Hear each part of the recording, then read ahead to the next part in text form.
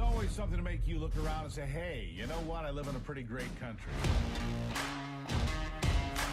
President Trump is calm, on point, on his game. And unlike the last guy, he is competent and coherent. Come on, man. We're not bending the knee anymore. We're here to take a stand for God and country. This is the Steve Gruber Show. And here we go, blasting into another brand new hour of the program, fighting for you from the foxhole of freedom. So much to cover today. I want to get right to it. Here are three big things you need to know today. Number one, Sharon Moore has been fired as the football coach at the University of Michigan for an alleged inappropriate relationship with his executive assistant. Now he's in jail for an alleged assault last night, maybe involving the same staffer. Rumors running wild, but we will try to get you the facts. Strange day in Ann Arbor. Number two, Jerome Powell and the Fed made the third rate cut in a row, which will drive mortgage rates lower, get them squarely below 6% on 30-year fixed mortgages. It means lower prices in other areas as well. And number three, the United States Senate set to vote on the future of health care for Americans today. And per usual, Democrats are lying through their teeth about what's at stake and who's to blame for the state of American health care today in 2025. COVID-era subsidies are set to expire at the end of the year, which will result in even more expensive premiums for millions of us, thanks to the defunct Obamacare machine that serves the interests of insurance companies instead of people like you. Instead of acknowledging just how disastrous the Affordable Care Act or Obamacare has been, Democrats are blaming President Trump and MAGA for the health care crisis. Of course, they created it. They point the finger. Listen. Republicans can't kick this problem down the road to January. It's not a January problem. It's not a February problem. It's a now problem. So we have once again offered a straightforward solution. Obviously, there's many more things we would do to reform our healthcare system and make it more affordable. But right now, to stem this disaster and crisis that Donald Trump has created by refusing to do anything about extending the tax credits for the Affordable Care Act, we are saying right now we can do this. Yeah, now is a good time to remind you that the expiration of these subsidies at the end of 2025 was set during the Inflation Reduction Act solely by Democrats. Not a single Republican voted for this, not one. This disaster and crisis, as Klobuchar there of Minnesota, is completely manufactured by design by the Democrats. Democrats have had 15 years to make Obamacare actually affordable and actually work. They repeatedly bragged that with millions of people in the exchanges, they'd have massive bargaining power to drive premiums down. It never happened. Every single year, premiums went up. Every single year, sometimes way up, despite all that supposed leverage. At first, the original subsidies were big enough to paper over the problem. When even those weren't enough to keep plans competitive, they rolled out the enhanced subsidies during COVID, which dramatically increased what taxpayers pay. Those were sold as temporary emergency help, but now that they're expiring, Democrats want to make the higher taxpayer tab permanent just to keep masking the fact that the underlying problem has never been able to stand on its own against regular private insurance. Obama lied. President Obama lied from the start. He promised refunds. He promised lower premiums. He promised you'd be able to keep your plan, your doctor. It was all a lie. But here's the rotten fruit from the ill-conceived plan. Since Obamacare's big rollout in 2014, the 7 largest health insurers have tripled their revenues from $511 billion to $1.5 trillion last year. The same crowd cheering Luigi Mangione for killing a greedy health insurance CEO is now demanding that taxpayers keep writing bigger and bigger checks to those very same greedy insurance companies by making the extension of Obamacare's enhanced subsidy premiums, make them permanent. Obamacare is not incredibly ineffective, not just that, it's also rife with waste, fraud, and abuse. I know that comes as a big shock, right? The Government Accountability Office warned about this in 2016. They've been warning about it for a long time. Here's an example. These results, combined with those from our earlier work involving coverage years 2014 and 2015, form a consistent pattern of 3 principal interrelated fraud risk indicators, which we're pursuing further during our ongoing ACA-related work. First, no year-on-year changes in the enrollment processes and controls are readily apparent, suggesting that these remain fundamentally vulnerable to fraud at multiple points along their entire spectrum, front, middle, and end, raising the overall program integrity risk for ACA. The risk for ACA, and let me tell you something, nothing has changed. Now that same office has released a report this week that finds that Obamacare is covering for tens of thousands of fraudulent accounts, shilling out your hard-earned taxpayer dollars every month to fake accounts, dead people, and unidentified people. They have no idea where the money's going.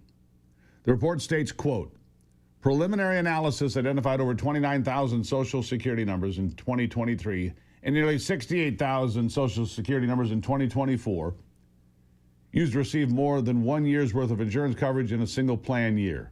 Why? Because the system is basically a free-for-all.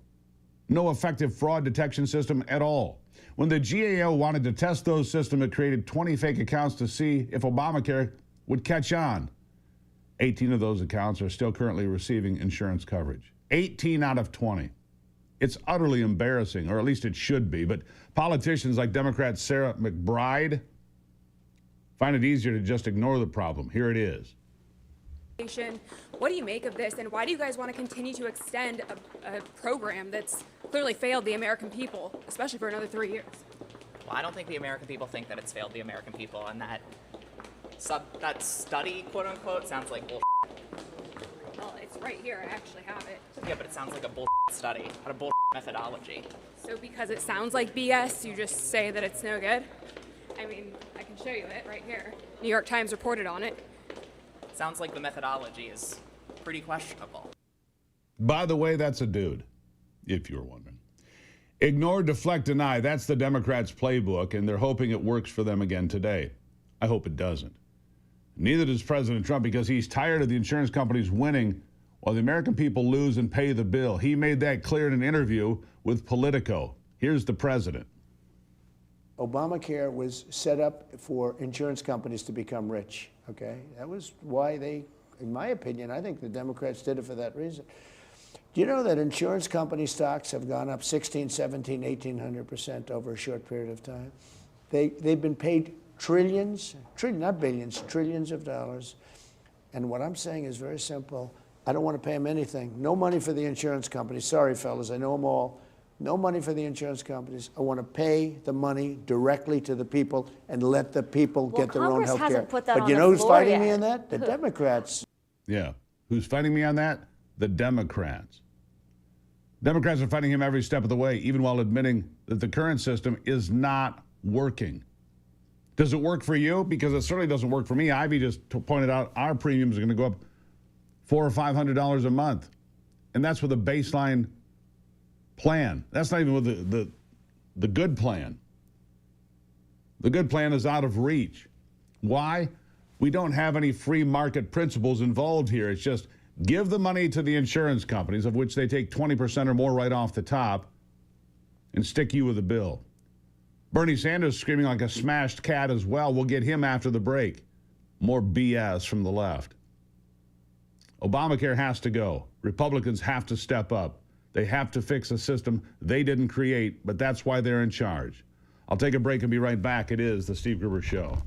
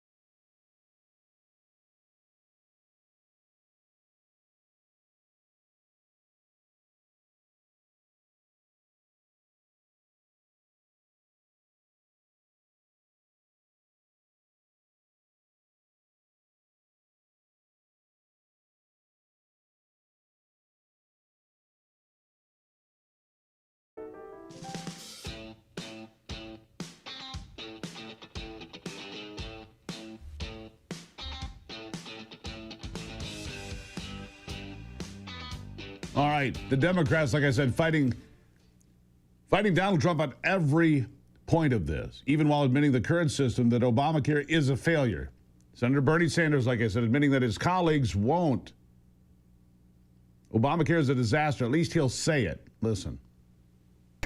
The truth of the matter is, before the big, beautiful bill, our healthcare system was a disaster. It is dysfunctional. And the American people and Democrats have got to deal with the fact. Why are we, the richest country on earth, the only major nation not to guarantee health care to all people? Why don't we have enough doctors and nurses and dentists? Why is our life expectancy lower than other countries, especially for working class people? Why do 40% of people who get diagnosed with cancer deplete their financial savings? This is an insane, disgraceful healthcare system. So close, but still so far. He understands that Obamacare has failed Americans, but he just wants to make it more socialized. He wants more of it while admitting it's a failure. He wants to extend the same problem at least 3 years. Senator John Kennedy injected some common sense and put it this way. Bernie is one of the fathers of Obamacare, which has been an unmitigated disaster. Now he wants to extend it and put more money into it, which will be like just putting a fresh coat of paint on rotten wood. Number two, look, I really don't hate anybody, and I like Senator Sanders, but he's a light that attracts a lot of strange moths. And one of them just got elected to be mayor of New York. And Bernie is a socialist. But the socialists and the Democratic Party are in charge. Yeah, the alternative, though, is to give the money back to the people, just like the president said. That's the plan that Senators Bill Cassidy, my crapo, have introduced in the Senate. Bill Cassidy is a doctor who treated uninsured patients in Louisiana's charity health system. He's heard the concerns of uninsured Americans firsthand. He's dealt with the blood, the sweat, the tears, like no other politician. He wants to put them first. Listen. Here is the difference between the two accounts. Who gets the money? Under their plan, insurance companies.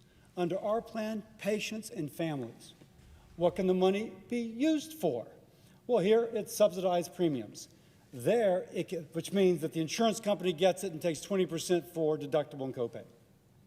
Under our plan, you can use it for your doctor visit, your x-ray test, your glasses, your prescriptions.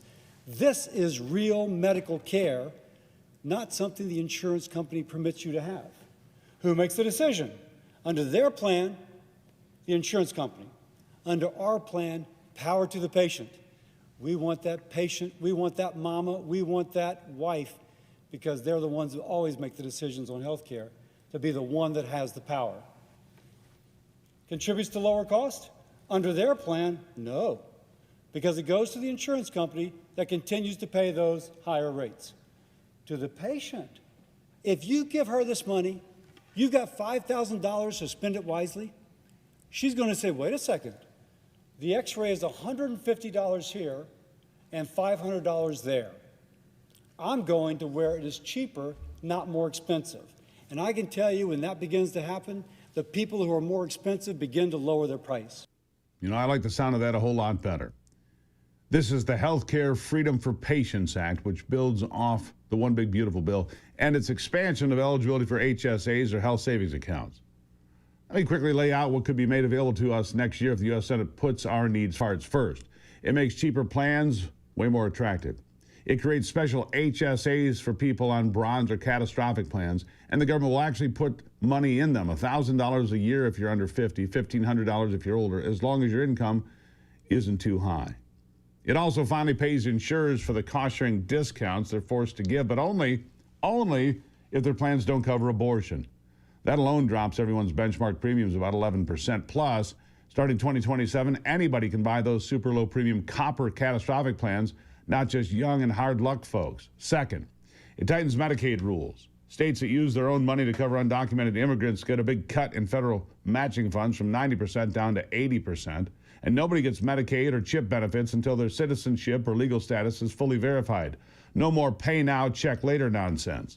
Third, it bans taxpayer money both in Obamacare plans and Medicaid from paying for gender transition treatments, hormone surgeries, etc., except for rare medical conditions. In short, more cash in your pocket, better, less expensive plans, stricter rules on who gets government coverage, and no federal funds for gender-affirming care. It puts money back where it belongs. It's time to end the excuses, end the waste, and finally put patients first. America deserves health care that works for families, not for bureaucrats, not for the big insurance companies, not for their lobbyists, and certainly not for politicians lining their money with that money that's sent to insurance companies. Think about this. They get tons of money to the insurance companies. That money's spent on lobbying. The filching from American taxpayers. It's a terrible system. It's a terrible, terrible system.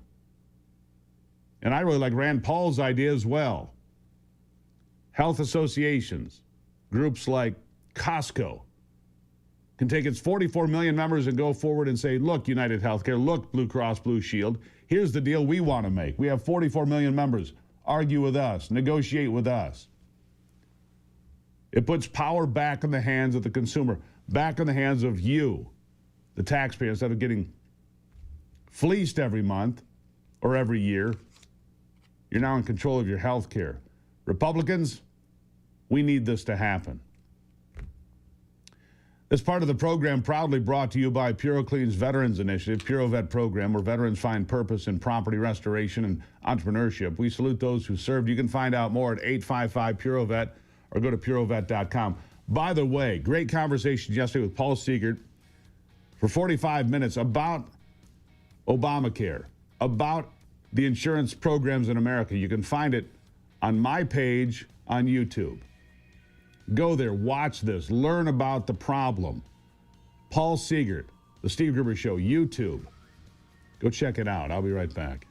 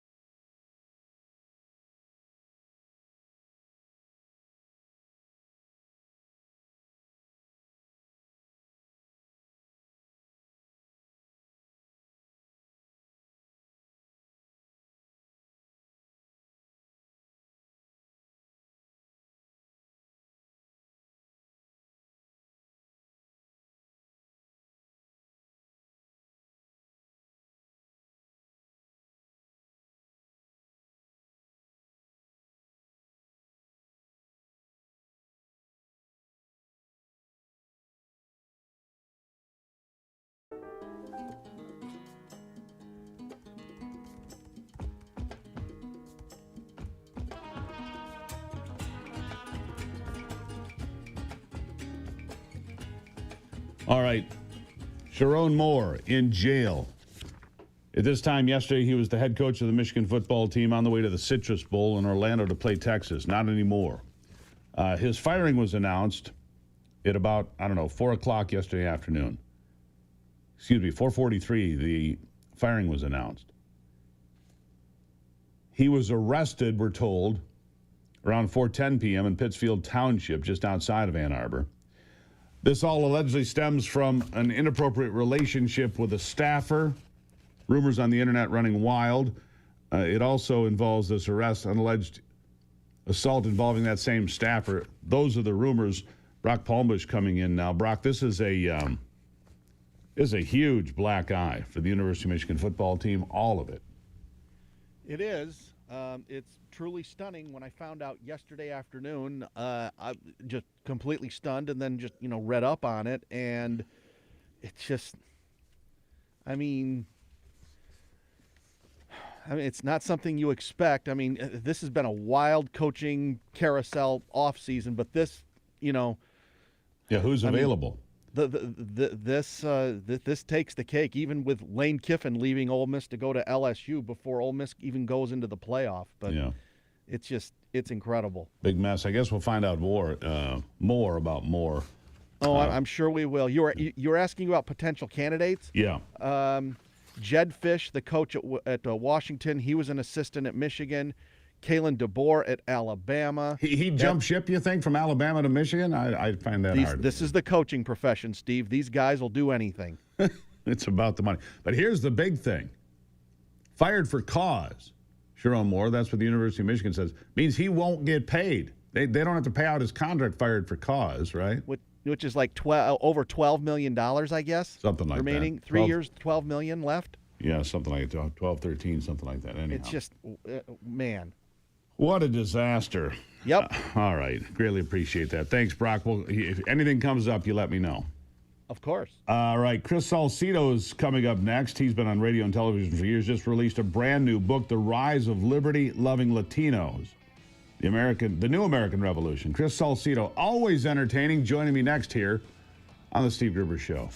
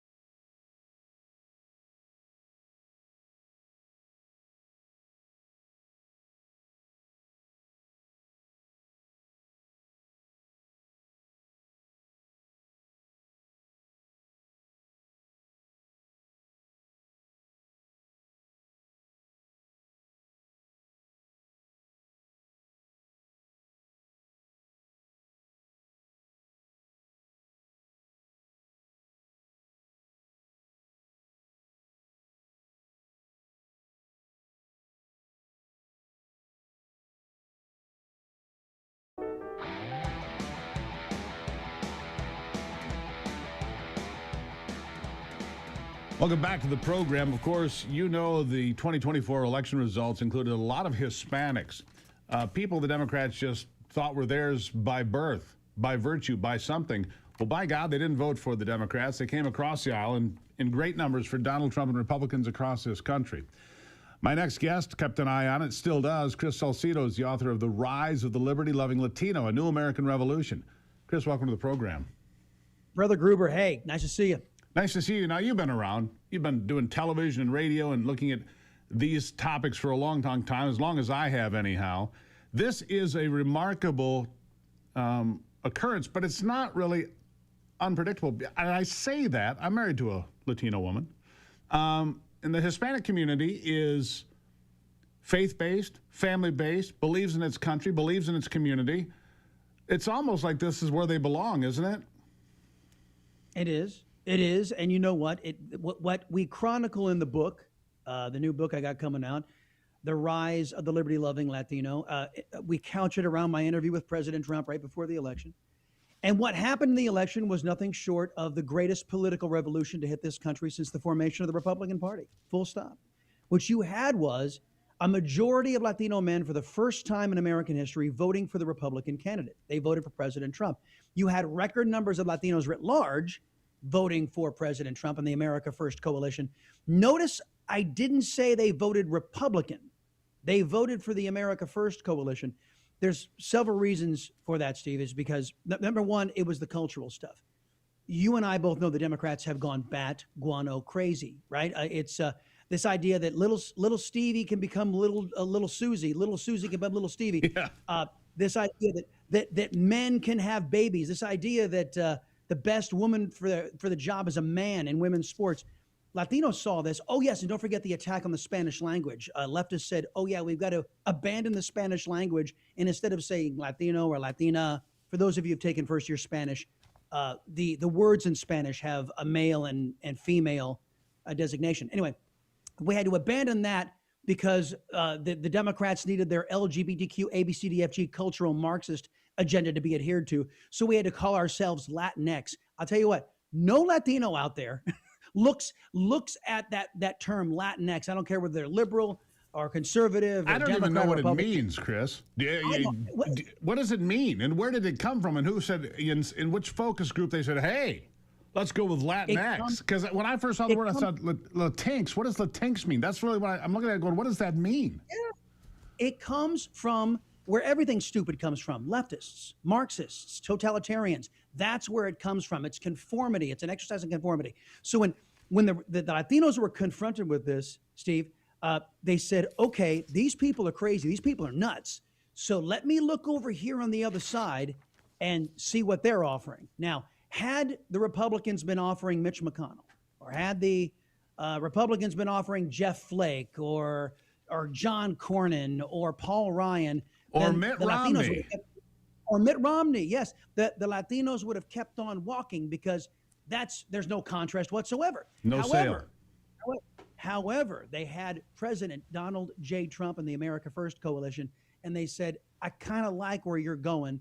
And so in record numbers, more than George W. Bush, God, more than any Republican in U.S. history, God, went over and voted for the Republican, for Donald J. Trump, the America First Republican. Well, here's the question, Chris. I mean, you're right there. You're in Texas, right? Big Latino community, big Hispanic community. One of the biggest in the country, right? How do you keep that momentum?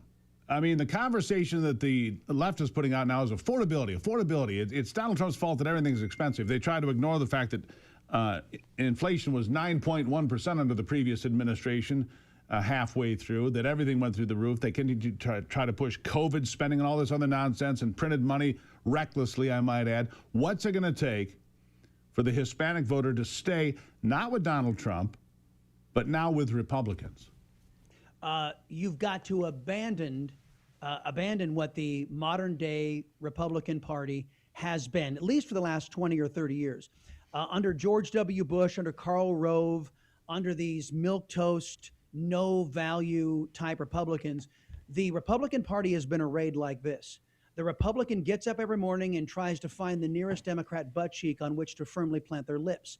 That has been the Republican Party. Trump said, no, I think we ought to have a Republican Party that is an opposition party to the Democrats. And he arrayed the America First coalition in that vein. Right now, I just went on my show just yesterday, and blasted the Senate Republicans for aiding the Democrats in stymieing these political appointees of President Trump, his nominees.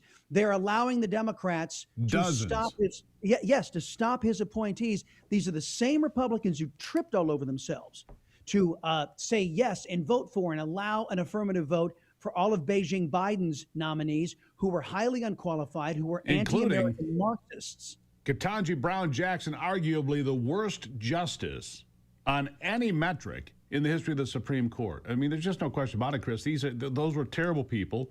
And you're right. Donald Trump has a right to govern with his team, and yet they languish. They sit there. They're not getting through at the rate that they should be, for sure. And I don't know what this Republican Senate is going to do, and I agree with you on that point. I want to get to something else here before I run out of time. We've got about 2 minutes left here. And that is, talking about the Hispanic community and so forth, the Democrats think that the lives of drug runners in boats in the Caribbean are more important than the lives lost in places like Rapid River, Michigan, a town of 300 people that has lost 5 young men to overdose in the last couple of years. 300 people, 5 people died. This is, oh, they died of fentanyl. Oh, yeah, but don't touch those drug runners. They're just trying to make a living, you know. That's racist. That's a war crime. It's not, of course. But what are your thoughts? Well, you know, what is the latest stat? That on average, about 100,000 Americans are dying every year because of this poison provided by the loving communists over in communist China, the Democrats' good friends. And I got to tell you, Steve, I'm a bit stymied, shocked that every single time one of these narco terrorists and their cargo goes down to meet Davy Jones in his locker down beneath the waves, you actually see a piece of the Democrat Party that they're on camera and they're angry about the drugs sinking beneath the ocean as if they're losing something. I'm beginning to seriously question why Democrats are so angry at the loss of narco terrorists and deadly drugs. Yeah, me as well. And here's a piece of history I've been sharing with the folks. You probably have as well. The Maritime Drug Law Enforcement Act of 1986 authorized the attack on these boats. It was co-sponsored in the House by one Chuck Schumer. You remember him? Yes. Yeah, he authored this bill. He got it through. It made it perfectly legal to attack these drug boats, which it happened a lot in the 1980s and a lot throughout the 1990s. It's nothing new, and it's not even uncommon until Donald Trump gets there. Then it becomes a problem. Got about Steve, 45 seconds. I'm going to give you the last word. Sure. Yeah. Let me just tell you that the narco terrorists have killed more Americans every single year than radicalized Islamic fundamentalist terrorists. Barack Hussein Obama was out there bombing American citizens who he designated as terrorists. Democrats didn't say a word boo, right? But all of a sudden, individuals who are killing us, me and mine, our people in our streets, the Democrats can't be bothered to protect us. Look, that's right. You've become the enemy. Chris, how do people find you? How do they find you? ChrisSalcedo.com, ChrisSalcedo.com. Pick up the book. Every single time, Steve, somebody buys a book, an angel gets his or her wings in heaven. Please go ahead and do that. It actually, you'll do your part for the Christmas season. Well, that's a good cause in the Christmas season. Chris, Merry Christmas. Thank you for being here. Thank you, Steve. All right, I'll take a break. I'll be right back. It is the Steve Gruber Show.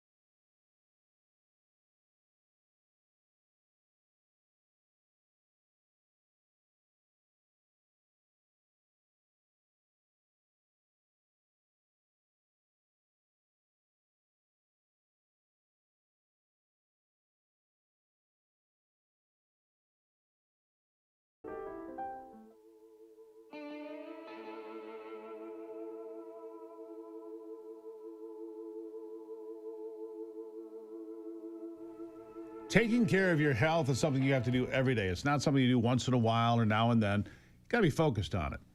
And we do that here. It used to be when I would get up in the morning, Ivy would have vitamins and powders and potions and God only knows what. But now we've replaced a lot of that with longevity, the wellness drink that has really made a difference. If you want to live longer, stronger, and feel good and have the nutrition that's science-based, this is it. And it's for the kids, it's for the people that are older. If you're losing weight on a GLP-1, it makes sure you don't lose that bone and muscle mass you so dearly need. Losing weight can be a risky business if you lose your bone and muscle. But longevity, it's there for you every day. Joe Reek is the Vice President of Sales at Longevity. It's a product we have researched and found out about. And Joe, thank you for being here today. Welcome back to the program. It is a product that we use. My kid uses it, who plays football. I use it. For older folks who need that nutrition, it's there. For people, like I said, that are losing weight, it's there to make sure you maintain everything. And there's so much in it. I want you to tell the folks about this really remarkable formula. Well, Steve, it's a pleasure to be here with you. We love coming on your program. And like you said, longevity is actually the most complete nutritional drink that you can get. It is your all-in-one drink mix. So one of the cool things about longevity, it's going to have 25 grams of protein. Obviously, protein is for help building your muscles, help your organs function properly. There's also 15 grams of collagen, which helps for wound healing. It helps your hair, skin, and nails. It helps your soft tissue, your joints, your tendons recover and get repaired.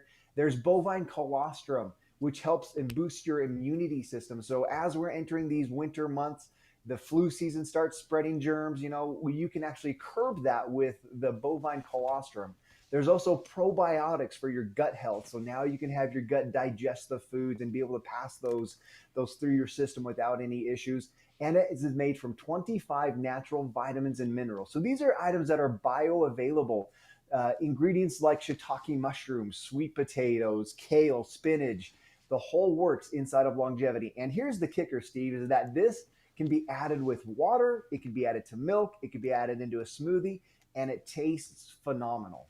So it does. We're super excited about longevity. Yeah, my secret formula is I use it with milk and ice, and I put it in the bullet, and it's like a chocolate shake or a vanilla shake or a strawberry shake. It's really good. And in fact, once my son saw me do that, he goes, I want one of those, and that's why he's been making it ever since. So it works, and it really is across the board. It's renal friendly, it's diabetic friendly. That's really important. If you're diabetic, this will work for you as well, right? Absolutely. It is low in carbs, low in sugar too. So the way that this whole product was developed because of one of the founders, his mom was diagnosed with renal failure. And he wanted to get her something that she could take on a daily basis that would help her body recover. And he went to work, and this is how longevity was formulated. And so he kind of used his mom as a guinea pig, if you will, as she was going through her dialysis, as she was going through her treatments, she was using longevity. And, when she was first diagnosed, she was actually given only about a 6-month prognosis. And through proper nutrition, through the treatments, through her doctor, they were able to extend her life for an additional 3 years. And that's really the whole reason why we decided to want to start offering longevity to people, was to make sure that they had a way to be able to take care of their bodies from the inside out. And that's exactly what longevity does. It comes in 3 amazing flavors: chocolate, strawberry, and vanilla. Like I said, you can add it with milk, you can add it with water, put it inside your smoothie drinks. We have convenient single serving bottles that you can take on the go with you. So you can just grab a bottle, fill it up with water or milk or whatever, give it a couple of shakes and consume it. Or we also have the big 20 serving size pouch right here that you can just scoop from on a daily basis. But this is really the great way, the best way to start your day to make sure that you're getting the right nutrition for your body. Well, you gave me a couple of stories before we came on of people that have called in watching the program. They said, hey, I want to try longevity. One was a woman recovering from a devastating car accident. She found this was the way to get back on the road, if you will, no pun intended. And then you had a call from an elderly couple, and the woman said, my husband has more energy now in his late 70s than he had 20 years ago. And he started thinking longevity here a few weeks ago. Trust me, it puts a pep in your step, doesn't it? It sure does. And I love getting phone calls from customers. In fact, Teresa was the one who was injured in that car accident, and bless her heart, she's having an amazing recovery. She likes the longevity because of the collagen. In fact, when you have surgery and you're still in the hospital, they give the doctors give you and prescribe you collagen to take to help for your wound healing. And that's why it's loaded with 15 grams of collagen to help your body repair and recover. And the other couple that I spoke to, I think her name was Janet, her and her husband, great couple. She was telling me that her husband has so much more energy now than he did 20 years ago by taking longevity. And it's those little comments that we absolutely love hearing about the experiences. They all love longevity. They love the flavor. They love the convenience of it because it's all in one. You don't have to have a cabinet full of medications anymore or a cabinet full of supplements. It's all in one convenient, easy to drink mix. Absolutely. Protein, collagen, omega-3s, probiotics, and all of that right here in one easy, reusable package. And look, like I said, whether it's a child going to play football who loves it before and after workouts, he does, of course, he eats 10,000 calories a day. Of course, he eats it before and after. Or you're older or you're on one of these weight loss programs, doesn't matter. This is something that can make a big difference in your life. And this is the first time you've made it available to the general public. It's been distributed by Cisco previously to, commercial operations like, elderly care facilities. Centers, rest homes. Mm-hmm. Absolutely. But here it is for the first time. And folks, I want to tell you how to get it. Go to longevitywellness.co. Use the promo code Gruber, longevity.co, promo code Gruber. You're going to get a little break right there, and Joe is going to make sure that you get the best product ever. I'll give you the last word, Joe. Hey, Steve, just take care of your health. As we're winding down this year and you're looking forward to 2026, writing down all of your goals and things you want to do, put your health as a priority. Take the time to take care of your body, whether it's working out, whether it's staying active, or whether it's supplementing with longevity. Do something for yourself because this is our time. This is the one life that we have, and we want to live it to the fullest. But you got to have the health and nutrition to do so. So plan for having proper and good health, and let longevity help you along the way. Joe Reek, always appreciate you being here, my friend. Thank you. Thanks, Steve. It's a pleasure. All right, longevitywellness.co, longevitywellness.co. Promo code is Gruber. Become one of these success stories. Trust me, we did the research, we checked it out, and we all use it. I'll take a break and be right back. This is The Steve Gruber Show.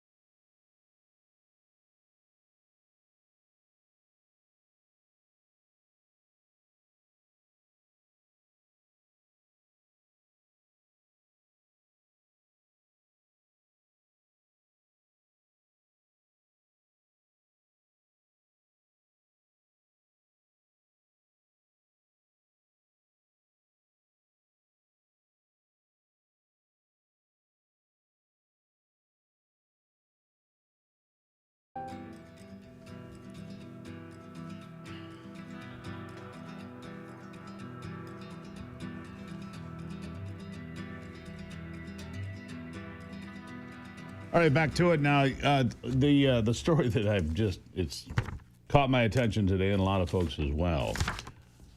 The firing of the University of Michigan football coach and a complete fall from grace. I don't know how to put it exactly. Sharon Moore, fired by the university, happened at 4:43 p.m. yesterday for an alleged inappropriate relationship with a staff member online. It says that the rumors, and there are a lot of rumors, that it was his executive assistant. I'm not going to bring her name into it at this point. Rumors online is that she was pregnant, and there's a zero tolerance policy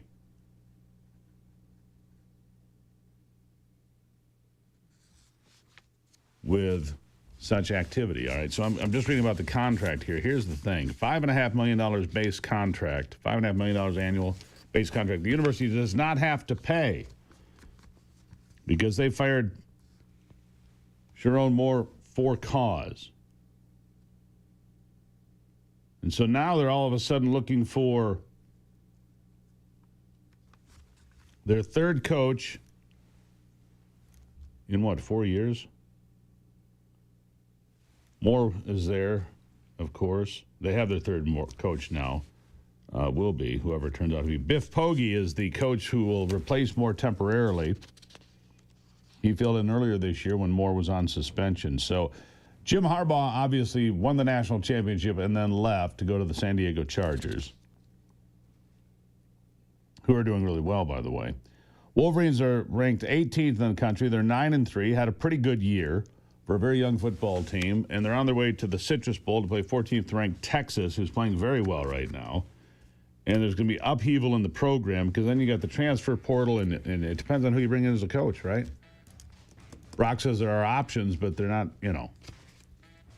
never great options when your back is against the wall. That's the problem, all right? We'll talk more about that and so much more coming up in the program. We'll have Steve Rosenberg. Israel Appreciation Day launches nationwide effort to reclaim Israel's story. How do you feel about that? That's just one thing we're covering in the next hour of the Steve Gruber Show.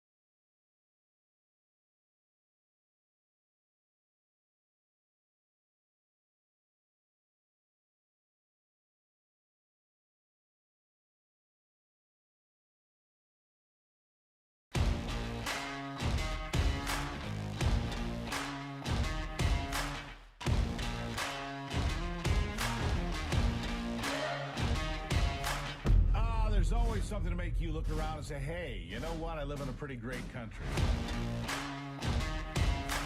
President Trump is calm, on point, on his game. And unlike the last guy, he is competent and coherent. Come on, man. We're not bending the knee anymore. We're here to take a stand for God and country. This is the Steve Gruber Show. Launching another brand new hour of the program. Glad to have you on board this chilly December morning. Glad you're here. Fighting for you from the foxhole of freedom every single day. God bless America. Thank you for being here. Here are three big things you need to know this hour. Number one, the University of Michigan on its way to play Texas in the Citrus Bowl on New Year's Eve, but right now they have no coach. Joe Moore fired and then arrested. We'll keep digging into that. Number two, in a bold move, the Trump administration ordered a Venezuelan oil tanker seized Wednesday. As they say, it is banned oil propping up funding of terrorist networks around the country. It's now in our custody. Number three, I have to ask this. Just how far gone are some of these people that just hate President Trump? How far gone? I mean, do they need an intervention? I'm serious. You have to hear some of these folks to truly appreciate just how bad things have gotten in the minds of some of these folks. I mean, they're just... James Carville, the Ragin' Cajun, he might have the worst case of TDS of anyone. And I'm serious. I mean, you see these crazy people on social media. I do. Maybe you look at social media, maybe you don't. I do. It's part of what we do. You know, it's part of the gig, if you will. But TDS, my God. And James Carville, I mean, this guy has some screws that have clearly come loose. Listen to this. People are seeing this, and people are voting on this. Understand that. He's not getting away with it. He's caught on to. He's not getting away with it. He's paying for it, and he's going to continue to pay for it. And we got to stop looking at him as some kind of political Svengali or political Houdini or anything like that. He's done. We just got to butter this toast and slice it and eat it. He's done. He's done in Florida. He's done in Pennsylvania. He's done in New Jersey. He was done in Virginia. He was done in Mississippi. He was done in Georgia. He's done. It's over. You're a loser, dude. You're losing everywhere, and you're going to lose more because you, my friend, are a loser. Mm-hmm. Seems like I've heard that before. Donald Trump's done. It's over. He can never do anything. 20 zillion, indictments and convictions and blah, blah, blah, blah, blah. Mm-hmm.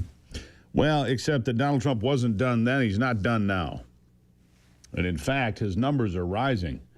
They're not where they need to be yet, but they're on the rise heading into 2026 because people actually see good things happening, like the price of gas, which, by the way, is lower again today at $2.94. National average. The average here in Michigan, $2.90. But you go to Oklahoma, $2.36. Texas, $2.51. Arkansas, $2.53. Louisiana, $2.57. $2.54 in Mississippi. Oklahoma's doing something right at $2.36 as an average. Several of those states that I just mentioned have stations selling gas under $2 a gallon. Wouldn't that be nice where you live if you don't live there? How about a liberal white woman lamenting her whiteness? This is how crazy these people are. Sarah Stalker is a state representative, a Democrat, in Kentucky.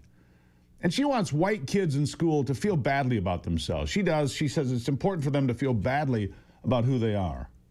I mean, it's repugnant, but listen. I'm going to be honest. I don't feel good about being white every day for a lot of reasons.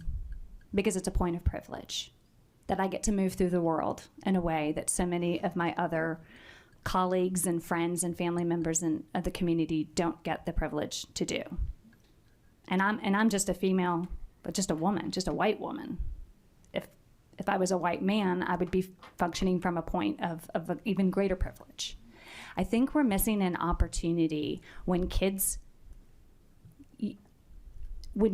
have a moment to reflect about how the color of their skin does and does not allow them to move through the world. It's running to them and trying to stifle that and trying to say you shouldn't feel bad. So we don't want to ever expose you to something that is going to make you have to pause and have maybe some internal feelings. It's a missed opportunity for some really good dialogue. Do you think that's good dialogue? Anthony, when you got up at, what, 4:30 this morning to get ready for work, did you feel privileged? I mean, you got a job. You should feel good about that. You work hard. You should feel good about that. Did you look down and say, thank God I'm white because, I've got privilege? No. That didn't cross your mind? I'm white, but my furnace still stopped working. That's right. I feel very privileged then. Yeah, Anthony woke up, it was 50 degrees in the house. Be happy it wasn't below zero last night. You'd really be cold. Need to check on that. I played this. I'll probably play this again tomorrow because this is, how far gone these people are. And if you missed it yesterday, you got to hear it today. Tim Walz thinks he's just too manly for Republicans. That's what he told another man's man, perfect coiffed, Gavin Newsom. Here he is. But I think this notion of toxicity in masculinity needs to be separated. And I think it's been conflated. And I think we're going to have to work on that a little bit. And I think there is a crisis. I think some of us scare them. I think I scare them a little bit why they spend so much time on it. No, I'm serious because I can fix a truck. They know I'm not bullshit on this. Yeah. I'm not putting this in people's grill. I don't know if my identity is not hunting. My identity is not football coaching. My identity is not, a beard and a truck. Your identity is not manly, Governor. Let's just be cool about it. So on the other side of that insanity is a judge. This is a cool thing I found yesterday, cruising social media, looking for the best material for you to hear. A school suspended a student for flying an American flag. They suspended him. He had it in the back of his pickup truck, right? Like you see people do. He had a flag that when he drove around waved an American flag. And he was parked in the school parking lot. He was told to leave. And then he said, I'm not leaving. I'm in my truck. So then they charged him with criminal trespass at the school. And then they went before the judge. Well, the judge, he kind of hammered the school and the school board. Listen. The school called his American flag divisive imagery and suspended him. When he refused to leave, they arrested him for trespassing. Watch the judge give the school board a lesson in the First Amendment. Once he was suspended for the policy violation, he was no longer allowed on school property. By refusing to drive off campus, he committed criminal trespass. We have a zero tolerance policy for banned individuals. I didn't trespass, Your Honor. I was sitting in my own truck in the parking lot. The principal told me to take the flag down or leave. I told him I have a First Amendment right to be there, and I'm not moving. You can't trespass a student for exercising speech in a parking lot. That suspension was unconstitutional, which means the trespassing order is void. So I have to dismiss this. And if you tow his truck, I'll charge you with theft. If you tow his truck, I will charge you with theft. Yeah, I like that guy. I do. Don't they still pledge allegiance to the? Do they still pledge allegiance to the flag every day? And I hope so. I mean, I think most schools do, but some probably don't. They probably find that divisive. A sign of, Gestapoism or Nazism or whatever nonsense, right? It's a divisive symbol of hate or some stupid thing. How many Americans died to save this world? Time and again. It's repugnant. Anyhow, the kid wins. The school got yelled at. They're going to leave him alone. I guarantee you that. All right. We'll take a break, and I'll be right back. It is the Steve Gruber Show.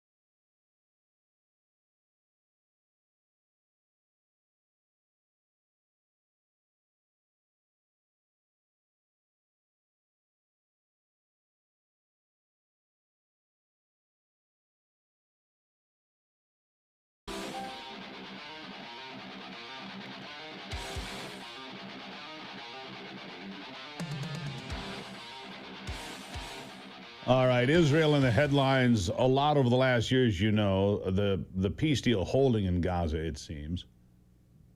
But boy, people have taken up sides on this deal, haven't they? So much hatred. You go on social media and so forth. For Israel, attacks on, anti-Semitic attacks on Jewish people here in America at an all-time high.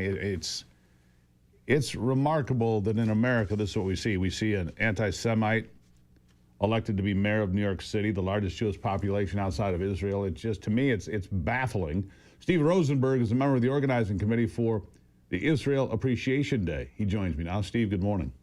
Good morning, Steve. How are you? I'm well. To me, it's baffling, makes me scratch my head as to what has happened in New York and other places. I mean, the targeting of Jewish kids on campus, in public, Jewish synagogues, defaced, all sorts of things going on, aren't there? It's remarkable. It's been going on for decades. It's come to light, obviously, since October 7th. You failed to mention one space, and that's the K through 12 space, which is really where the indoctrination has begun. So by the time young people get to college, their minds are already formed, they're ruined, and we need to begin to really fight this in that K through 12 space, particularly in those blue states, in New York, in Pennsylvania, in California. You showed Gavin Newsom not long ago. That state is probably the worst that there is, believe it or not. Philadelphia is bad, Chicago is, and then you have places like Florida and Texas where you have blue cities in red states, like Austin, like parts of Dade County in Florida, where the indoctrination is so horrific. And nobody talks about that. And it's bad, and it's been going on for decades. What are they teaching kids? What are they teaching kids? When you talk about the indoctrination, just sort it out for me. They throw off the map. They talk about this. They use intersectionality, and they make it this oppressor versus oppressed. And it's nonsense. They talk about Israel being this white nation. Steve, if you and I left right now and we flew to Israel and we got off the plane and we walked around Israel for a couple of days, the first thing you would say to me is, Steve, where's the white people? I don't see any white people. And there is so many different cultures over there. It is a wonderful place. It is the heartbeat of the Middle East. It is what makes that region tick. The technology, we've all heard the term startup nation. The advances that Israel has given this world are remarkable. Gay people live freely over there. Arabs, Steve, as I know that you know, because you're a real journalist, not like what we see in the mainstream media, Arabs live free. They participate in the government. They play on sports teams. They serve in the army because the good Arabs actually understand that Israel is a place that they can call home. So what's the disconnect then? Where does this seed come from that becomes this tree of hatred and anti-Semitism? Well, we have a complicit media that likes to tell stories that aren't true. Steve, the media doesn't talk about when the planes land safely. So they want to, quote unquote, sell papers. You have you refer to social media, which I refer to as anti-social media, which really, if you look at the trajectory of where all of these negative stories have come from, it's when social media got started. People can be keyboard cowboys. They talk about what they want. They spread lies, and there's nobody out there to combat the truth. Facebook and TikTok, these algorithms that come up. I go on my own feed, and I don't consider myself a Jew hater at all. And the feeds that I get are crazy. When I grew up, they didn't have any of that, and you learned the truth, and the media was not complicit. These institutions that we have, even museums, are out there having programming that are just filled with lies. You have speakers that want to come in and talk about how Israel is the bad guy. We don't hear about what's going on in Sudan or Nigeria or all these other places where Christians are being slaughtered or other Muslims are being killed. Nobody talks about that. They just want to talk about Israel, and those are all lies. So tell me about Israel Appreciation Day. What is it? What do I need to know? Yeah, so it's February 11th, 2026. It will be live in Las Vegas for a few hundred people, but the other tens of thousands of people will be online, just like you and I are right now. And it's a series of Jewish and non-Jewish speakers, because Steve, as you know, this is not just a fight for the Jewish people. This is a fight for Judeo-Christian values and for Western civilization and for right versus wrong. So we have people like Kaya Jones and John Ondrasik and Shermichael Singleton and Richie Torres, who will be both speaking and performing. Melissa Mayo from the Food Network, Sal Litvak, the great Jewish comedian that you might see on Facebook, in a series of performances and speaking and panel discussions where we can start to shed light on the truth about Israel and dispel the misinformation that is taking place. And if you go to IsraelAppreciationDay.com, you'll see the full list of confirmed speakers. You'll see how you can get tickets and how you can get involved. And this will be the second time we've done Israel Appreciation Day. And we're going to then turn that into something that we're calling the Gideon Project, which will be a grassroots effort to continue this work, because as you know, one day, one minute time is not going to solve this problem. We need a sustained effort that will continue to shine the light on the good that comes out of Israel, because there's only so many Steve Grubers in the world that are willing to tell this story. There's too many other people that like to focus the spotlight on the negative, and that can't continue. Well, I appreciate you being here. I do. Is there a website or a social media place where people can go and find out more? Yeah, IsraelAppreciationDay.com. That has all the social handles and all the ticket information and everything that people need to find out. And I really appreciate you allowing me to tell this story. And I know that you're going to continue to tell what's right and what's wrong here. Steve Rosenberg, greatly appreciate you being here, sir. Thank you. See you, Steve. Have a great day. You too, my friend. There you have it. IsraelAppreciationDay.com. You can find out more and see what they're talking about. Always in the headlines, of course, people picking sides. Strange day that we see this happening in America in 2025. But here we are, and I'm sorting it out for you. I'll take a break and be right back. You can find me at stevegruber.com. That's where you can listen live. You can also watch the program live every day on YouTube and a variety of other places. It's on X. It's on Facebook. I really think the YouTube application is really good. I'll take a break and be right back.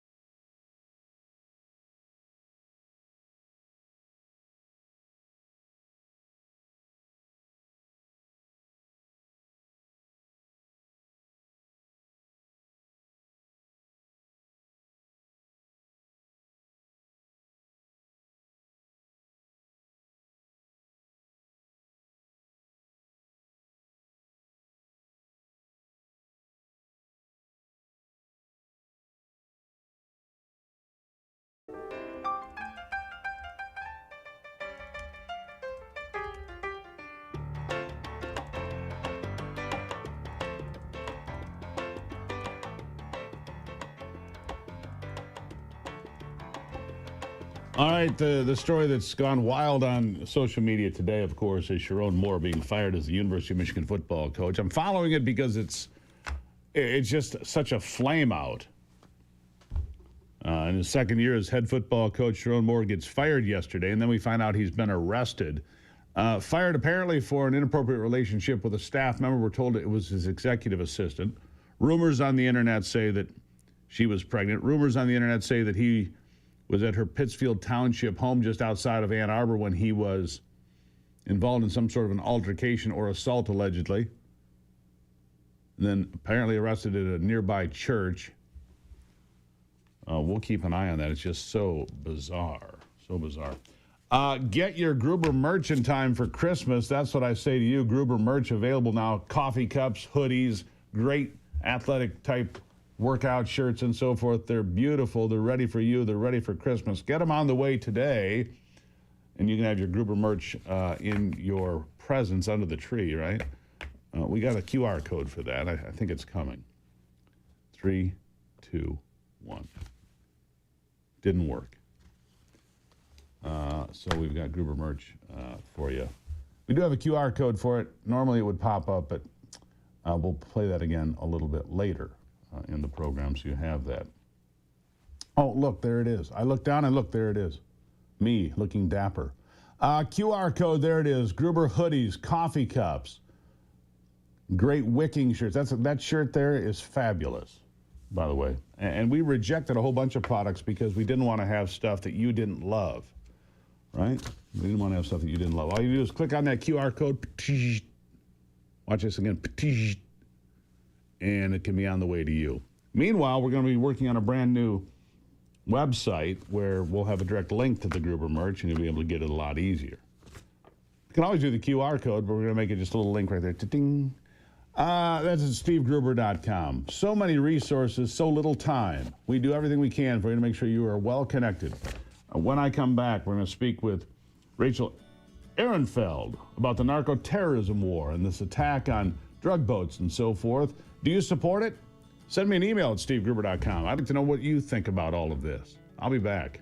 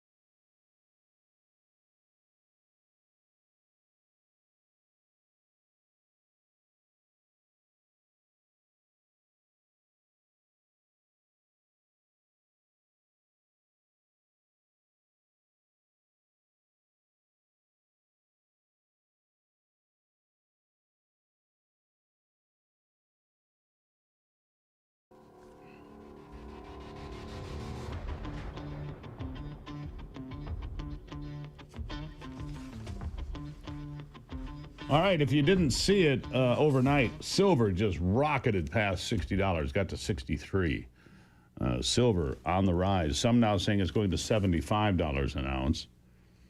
You know, my good friend Tom Colson over at Liberty Coin has been saying 80 is where he thought it might end up. Well, It's not at 80 yet, but it seems to be well on its way. Gold at 4,200. Meanwhile, crypto continues to wallow in the gutter. Thanks a lot for that. Anyhow, if you have silver and gold today, you are happy. If you have a fair amount of silver, you're real happy today because it's not going to come back down. It's going to continue to appreciate, which is good news, right? This comes on the heels of the Federal Reserve cutting interest rates for the third time in a row yesterday. One dissenter, they cut the rate by 0.25%, 25 basis points. One dissenter said, no, we need to cut it by 50 basis points. He wanted a 0.5% cut. As a result, yesterday, the markets went up nicely. So you've got that going on. It's another sign that the economy is headed in the right direction. What happened to bankruptcy? The market's Dow up 500 yesterday. NASDAQ and S&P and Russell all went up well as well. But what happened to the destruction of the economy from tariffs? That's what they kept telling. The tariffs are going to destroy America. Well, they're not. And we are doing pretty well. So interest rates got cut again. Let's see other big headlines. The Senate, the Republicans barreled past blockades to advance nearly 100 Trump nominees. We're almost a year into this. And the Democrats continue to play games so that Donald Trump doesn't have the people he wants. The move tees up 97 of Trump's picks. Republicans ran through a procedural hurdle. 97 of Trump's picks, and marks the third time Senate Republicans advanced a block of the president's nominees since changing the confirmation rules in September. The final vote to confirm the latest tranche of picks expected next week. Once Republicans clear the latest package, they'll have confirmed over 400 of Trump's picks during the first year of his second term. And that would finally put him ahead of Joe Biden, who is at about 350 at this point. So there you go. We're getting Donald Trump's team in place. All right. Here's what speaking of his team, here's a guy who gets a lot of hell, catches a lot of hell. That's Stephen Miller. Stephen Miller catches hell every day from the left. Oh, he's a Nazi. He's a white supremacist. He's this, he's that. He's everything under the sun except a good guy. Well, he laid out the red pill truth bomb about the history of immigration in America, because open borders have been a huge topic ever since Joe Biden threw the border wide open during his administration. And so, there's nothing we can do about it. Really? Because the border is more secure today than it's been any time in my lifetime. So apparently you can do something about it. You can enforce the border. You can prevent people from coming in from God only knows where. We can vet these people and allow the ones in that we want and deny those that we don't want. Well, here's Stephen Miller. Listen. So we had large-scale immigration from Europe from 1880 to 1920. So in other words, we went from a country that had immigration from part of Europe to immigration from many other parts of Europe. But even other European countries pose enormous stresses on the U.S. system, both economically and in terms of security. There's a lot of crime, a lot of threats to public safety and order, and those were addressed with very strict new immigration quotas. What they don't teach you in school is that from 1920 to 1970, there was negative migration. There was a half century of negative migration. The foreign-born population declined by 40% for half a century. During that same time period, Will, the U.S. population doubled from natural childbirth. That was the cauldron in which a unified shared national identity was formed. They went through a depression together. They went through world wars together. They landed on the moon together. This great period in American history happened at a time when there was negative migration. They don't teach that to our kids in school, and frankly, I would submit very few politicians serving in Congress probably know that. Yeah, very few politicians know much of anything serving in Congress would be my guess, right? Whoops, why did I do that? Whoopsie. Stephen Miller, I think he's the most hated man besides Donald Trump in the administration. And speaking of red pills, and I was just talking about how silver's doing well, inflation is at 3% or less, mortgages will be below 6% for the first time in a long time consistently for 30-year mortgages. That's happening because of the last cut in the Fed interest rate, so you've got that happening. And when it comes to the economy, Mike Johnson red pills Democrats on where we really are with the economy. Listen. This is why Democrats' newfound claims about affordability are just patently absurd. Okay, here are the facts, and you know this. Many of you don't write about it, but these are the facts. And they're undisputed. They broke the economy, and now they want to lecture to the American people about affordability. They opened our borders, and now they want to lecture to the American people about immigration border enforcement. They broke the American healthcare system. They caused premiums to skyrocket, and now they have the audacity to tell Republicans that the only way to save it is to throw hundreds of billions of dollars to health insurance companies, which would merely fuel a system that is rife with fraud, waste, and abuse. You cannot be an arsonist and a firefighter at the same time. That's the message for the Democrats. You cannot be an arsonist and a firefighter at the same time, which brings me to Jasmine Crockett. Donald Trump says she is the greatest gift to Republicans. She's probably going to get the Democrat nomination to be the candidate for U.S. Senator in the state of Texas, which means Paxton. I think Paxton could likely be your senator from Texas. Wouldn't that be something? Yeah. The Texas Republicans have had enough of, mealy-mouthed politicians there. Look, Texas is a deep red state. They don't want John Cornyn to continue. In the primary right now, John Cornyn is the senator from Texas. He is running third in the polls, third as the incumbent. Paxton running number one, right? No question about it. All right, here I've got a little special for you for Christmas. Get it on the way, get it under the tree, or just get it for yourself. 47% off at Patriots Relief on combo packs. 47% off. You can get the Intensive Relief Rub along with the True Full Spectrum Tincture, 47% off. You can get the Gummies Combo Pack, which includes 2 bottles, gummies, full spectrum, 25 milligrams each, $99. That's 47% off in honor of the 47th president. Yeah, Patriots Relief.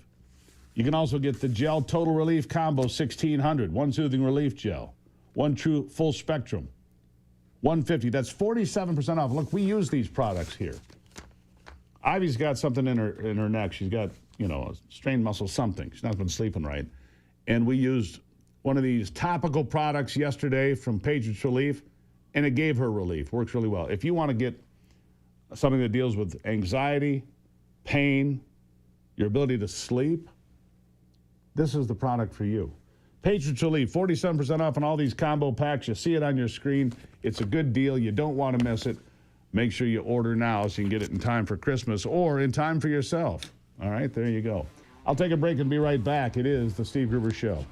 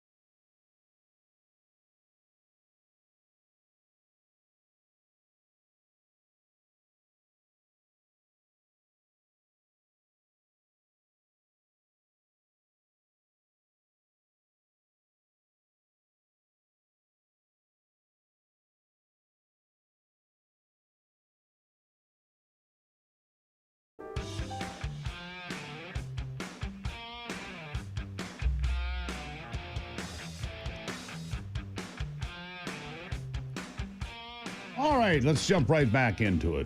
You know, there are a few places that I'd like my youngest to go to college. It's a short list. One of those is Hillsdale College. It is the toughest school to get into, by the way. Harder than any other school in Michigan and most schools in the country. They're very demanding, and they're rigorous, and they teach American truth. Dr. Matthew Spaulding is the vice president at Hillsdale College. He joins me now. Doctor, nice to see you again. Great to see you, Steve. It's been a while. It has been a while. I'm great. And I look at these Hillsdale classes all the time. I'm doing one about Aristotle right now with Larry Arnn. What you offer for free in education to the world is remarkable and important, I would say, because I live in a world where I don't think most members of Congress could even explain the Constitution coherently, and that's a little concerning. The making of the American mind, the story of our Declaration is what I want to talk to you about today. This is new. What is it? It's a new book I've written for the 250th anniversary of the Declaration, which we'll celebrate next year. But going back to your question, Steve, about education, my fear is that we've heard the Declaration's famous phrases. We know this or that maybe, but we really don't know its actual story, how it came into being, and then more importantly, what its words mean, what the phrases, the famous phrases, but also all the other parts, the grievances and the battles with the king.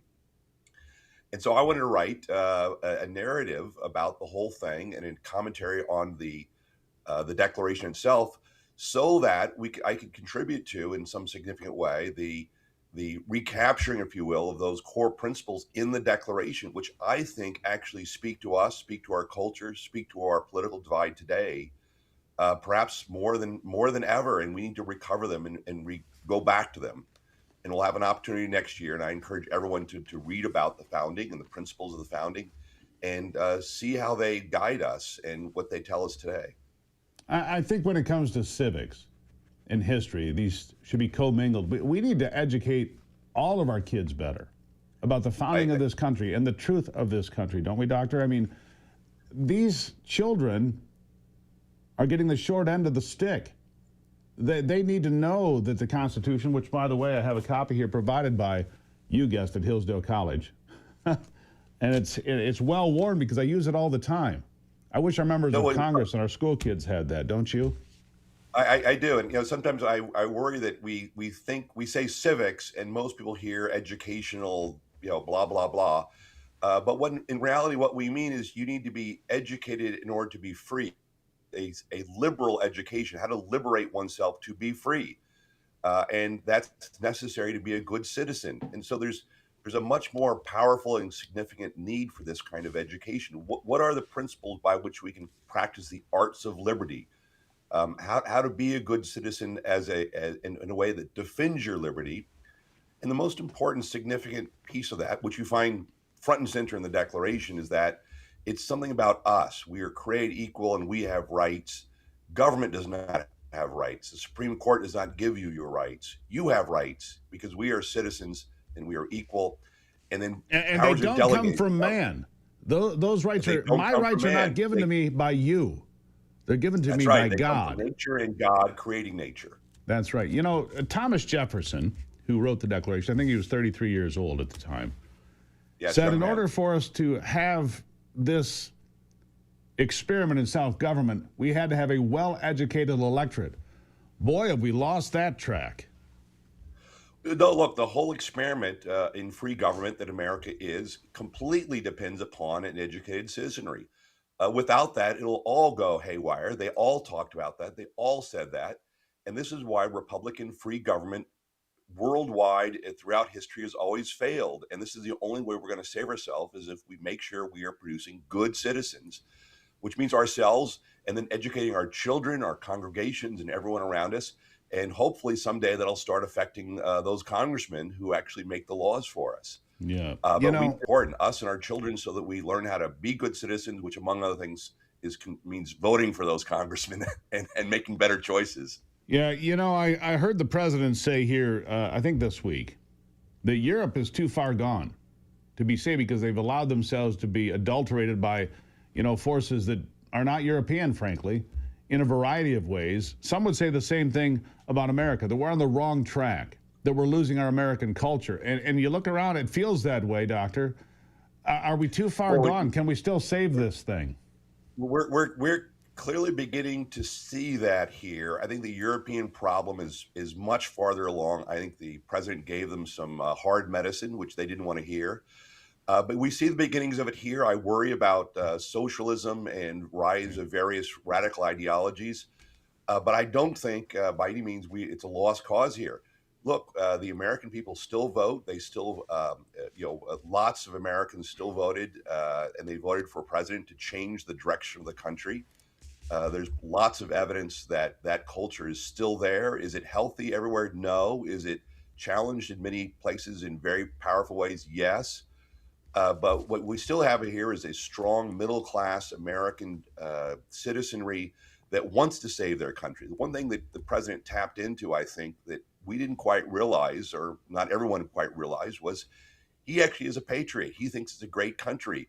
It's not perfect, but it's a damn good country. And so now we need to learn and go back. Why? Why is it a good country? And this next year, in 2026, we're going to have this huge anniversary with parades and fireworks. That's right. Perfect time. Go back and relearn this stuff and build up what you know about it, because that will make you a better and stronger citizen. And I think we will see that beginnings of that recovery, which is already happening, but we'll see it more next year because of that anniversary. And you can learn more by reading The Making of the American Mind, the story of our Declaration, written by Dr. Matthew Spalding, the Vice President of Hillsdale College. Doctor, thank you for being here. Great to be with you, Steve. Hope to see you soon. Thank you. And if you want to know more about those free classes I talk about all the time, go to gruberforhillsdale.com, gruberforhillsdale.com. The Aristotle class I'm taking right now with Ivy, remarkable. How to be the best human you can be. gruberforhillsdale.com. Check it out. When we come back, sports with Brock. You know what's hot. I'll be right back.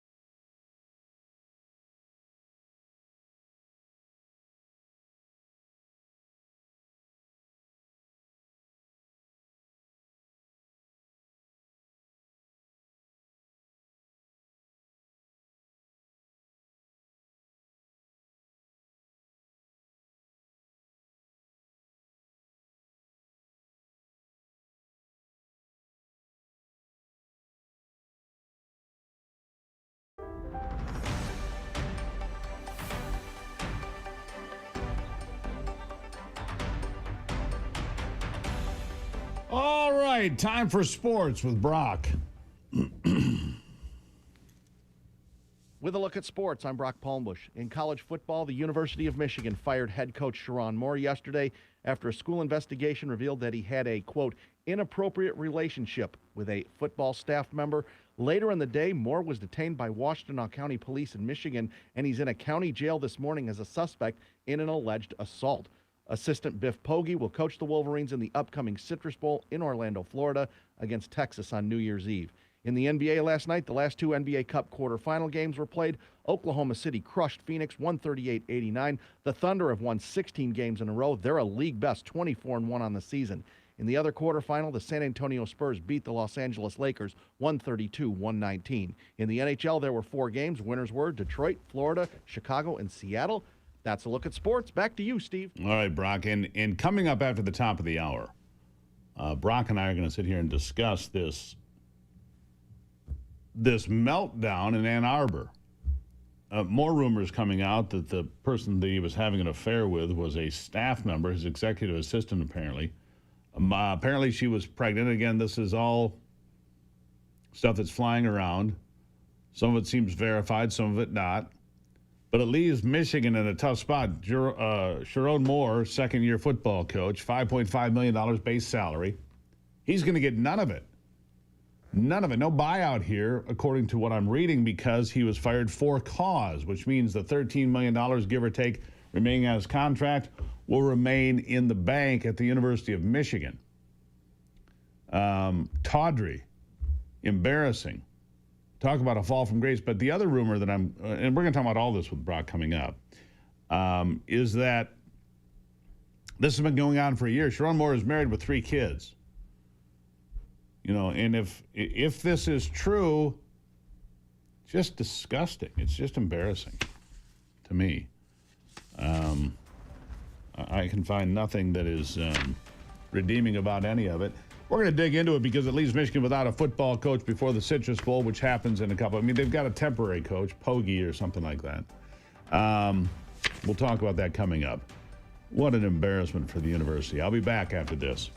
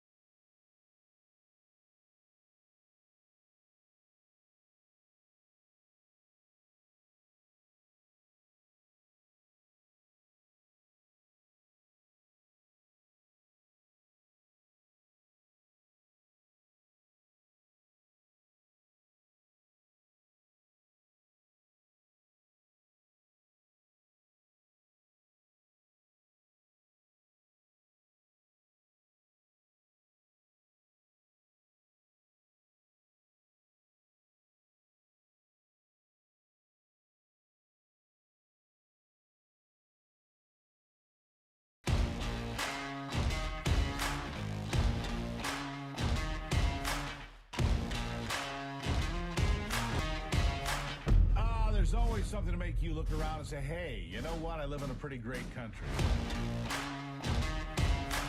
President Trump is calm, on point, on his game. And unlike the last guy, he is competent and coherent. Come on, man. We're not bending the knee anymore. We're here to take a stand for God and country. This is the Steve Gruber Show. And welcome to it as we light the fuse on another brand new hour of the Steve Gruber Show. I'm glad to have you here, fighting for you from the foxhole of freedom. It's always important to know who's going to be standing shoulder to shoulder with you when it hits the fan, right? Three big things this hour. Number one, interest rates brought down by a quarter point yesterday by the Fed. That means more good things. The stock market went up 500 points instantly. Bam. Economy's in better shape than... Tyler Robinson, the alleged assassin of Charlie Kirk, is going to make his first in-person court appearance, facing aggravated murder. And number three, the story that has the internet on fire.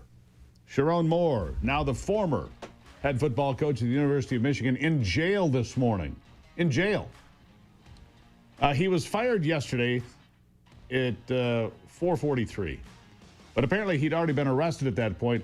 The university announcing his dismissal with cause, saying he had an inappropriate relationship with a staffer. The internet rumors would have you believe that the staffer was his executive assistant. Her name out of this at this point.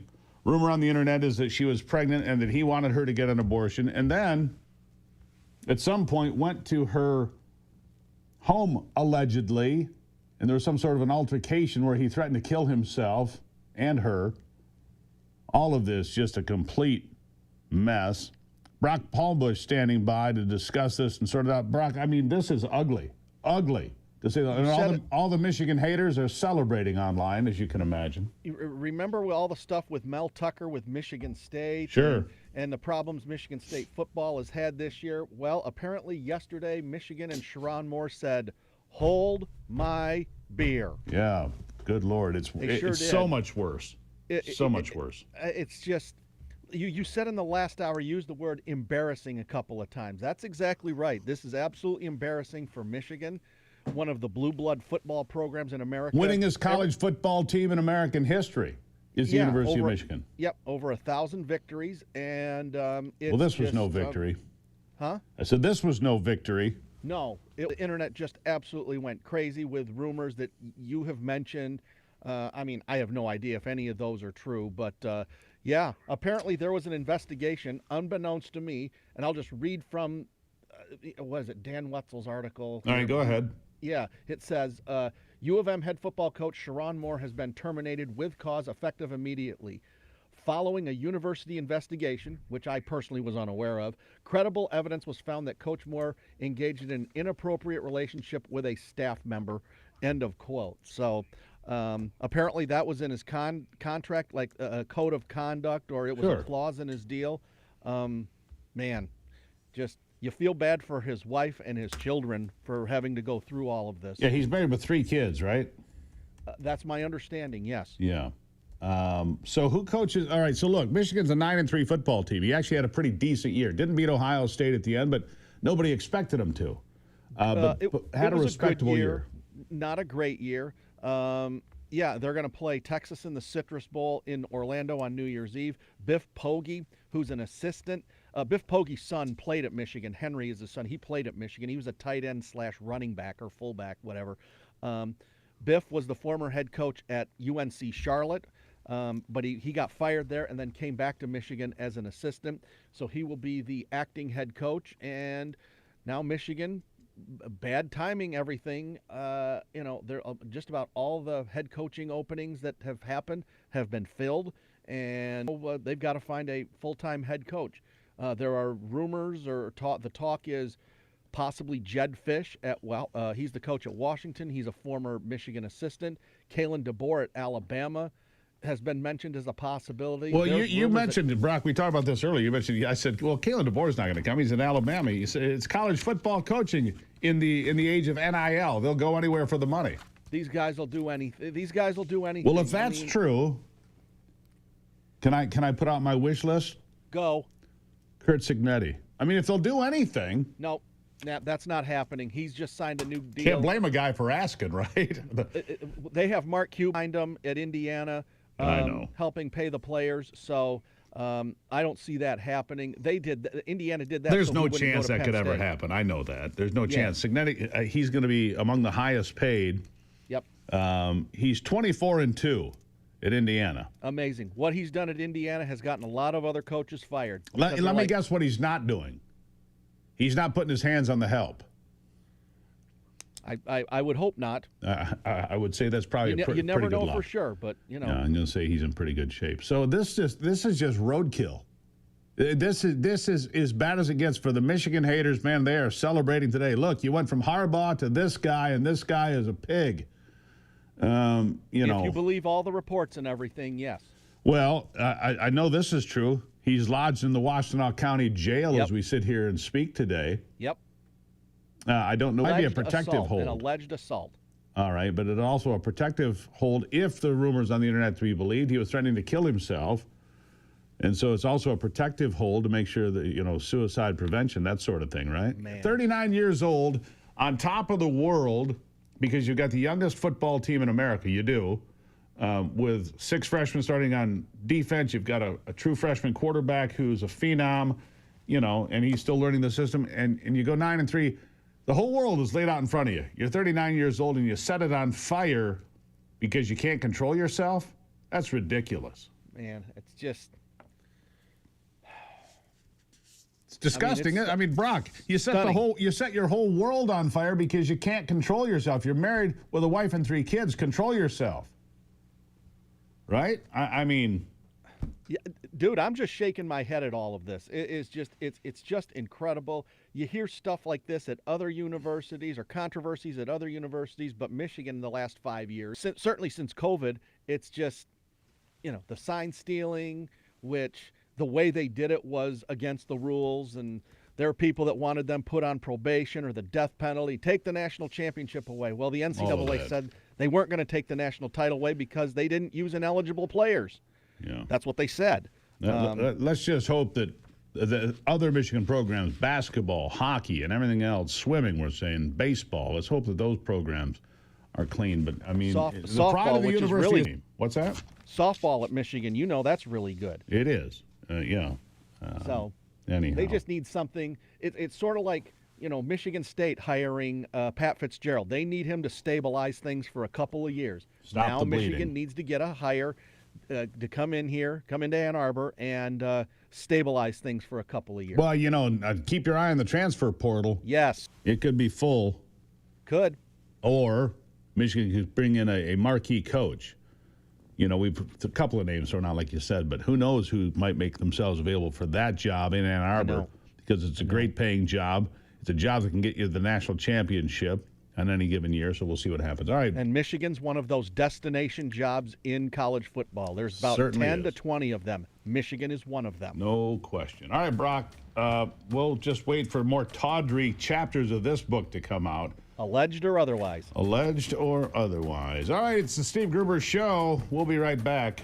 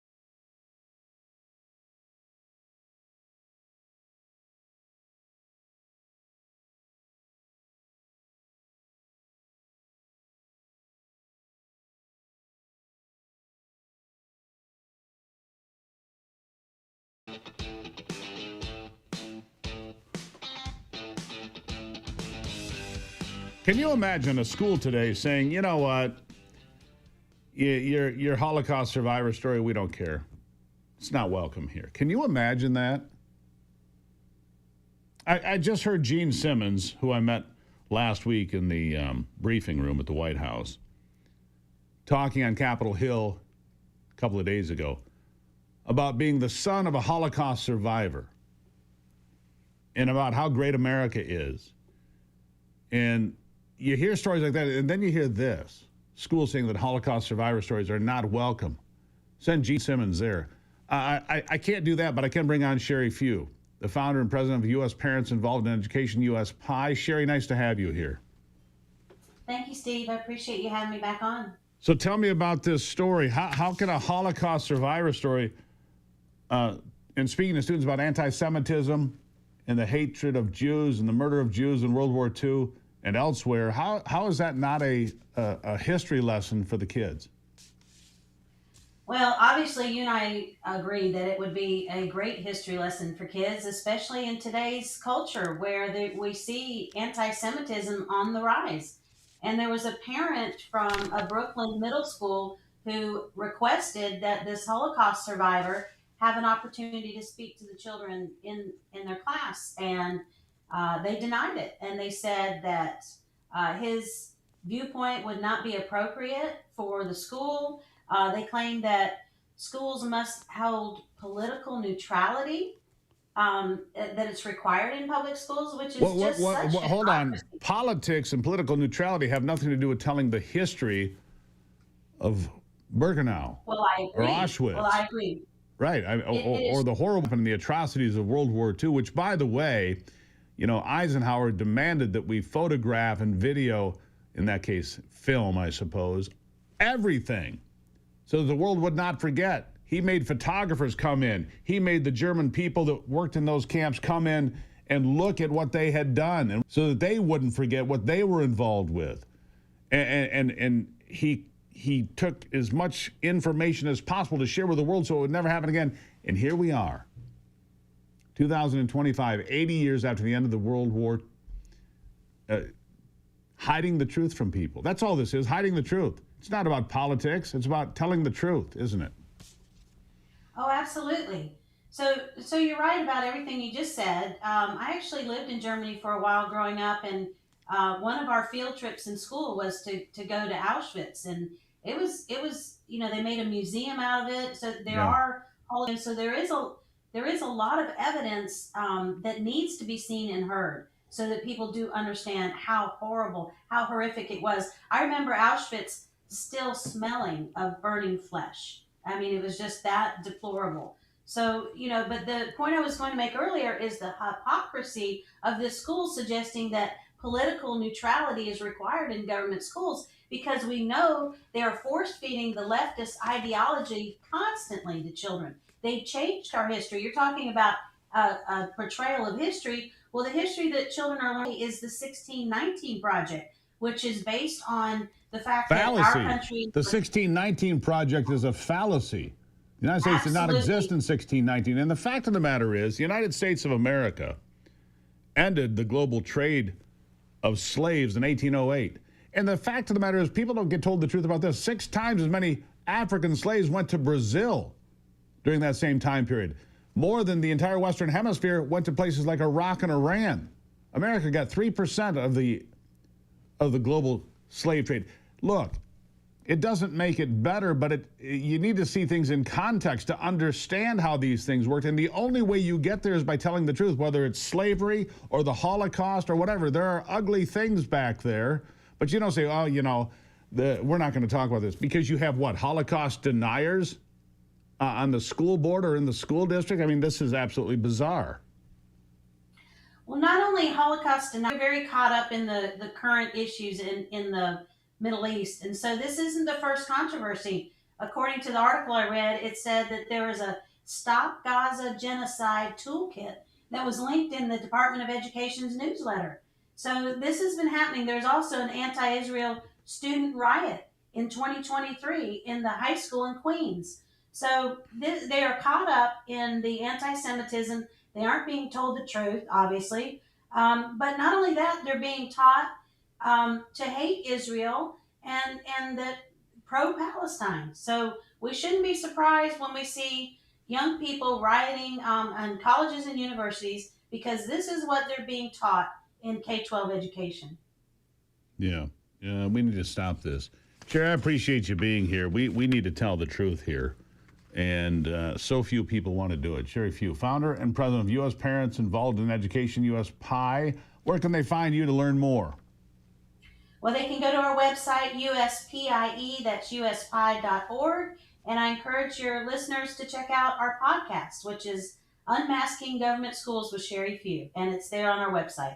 Sherry, thank you so much for being here. All right. Thank you, Steve. Have a good day. You as well. You know that stubborn ache that never quite goes away, the one that ice, heat, and pain pills just don't seem to touch? What if you could target it at the cellular level instead of just numbing it? Well, that's exactly what TheraBlue was designed to do. TheraBlue is a next-generation pain-relieving peptide gel that works deeper than the skin surface, powered by AQA, molecular delivery technology. It delivers peptides and botanicals directly into muscle tissue for legitimate lasting relief. Its hero ingredient is copper peptide. It promotes collagen synthesis, reduces inflammation, and helps accelerate repair. NAD Plus restores cellular energy to aid recovery, while methylene blue protects your mitochondria and supports endurance. Natural extracts like MSM, turmeric, white yellow bark, arnica, and ginger soothe inflammation, while menthol, camphor, and eucalyptus deliver instant cooling relief. It absorbs fast, leaves your skin feeling refreshed, not greasy. Apply a thin layer, massage until absorbed, and let your body experience lasting recovery. You can get 10% off right now by visiting the wellness company, twc.health/Gruber. Use the promo code Gruber. You're going to save money. Move freely again. twc.health/Gruber. You're going to save 10%. You're going to be glad you did. These are products we use in this household. Trust me. I'll be right back.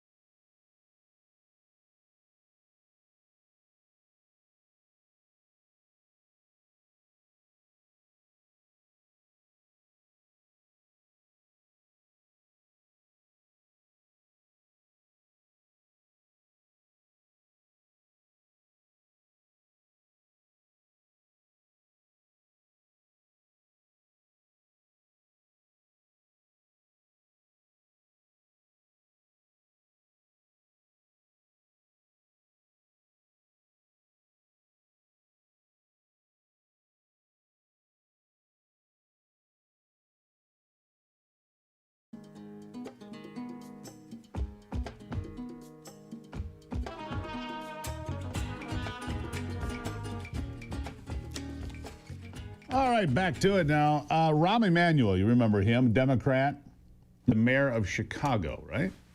Rahm Emanuel, outspoken Democrat, not a radical leftist like some of these folks, not a guy who wants to burn the place down, but a guy who does embrace some of these progressive policies. Well, former Chicago Mayor Rahm Emanuel calling on the U.S. to follow Australia's lead, ban children 16 and under from using social media at all. At all. What do you think of that? I think that's not a terrible idea. When it comes to our adolescents, it's either going to be adults or the algorithms. One of them is going to raise the kids, said Emanuel. He posted that on X. I think we need to help the parents. It's too much for a parent to push against Facebook, Instagram, TikTok, Snapchat, and the list goes on, he says. I don't disagree with him. Social media raised the children. In Australia, a law requiring social media companies to disable the accounts of Australian users under the age of 16 took effect yesterday. Failure to do so would result in a fine equivalent to $32 million U.S.